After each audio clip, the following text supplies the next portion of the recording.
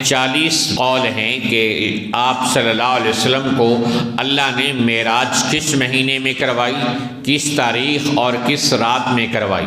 تو علماء کا اتنا اختلاف ہے کہ 40 سے زیادہ اقوال ہیں کہ معراج کس مہینے میں ہوئی، کس رات میں ہوئی۔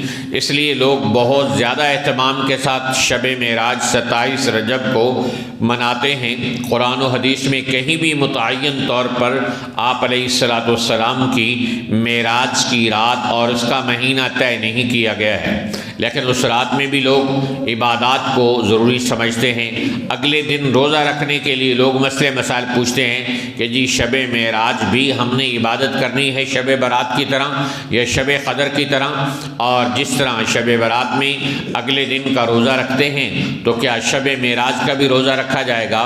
تو یاد رکھیے، جب شب معراج طے ہی نہیں شریعت میں کہ کس مہینے میں اور کس رات میں ہوئی، تو اس کے بعد یہ تو بات ہی ختم ہو گئی کہ اس کے اندر کون سی عبادات کی جائے گی۔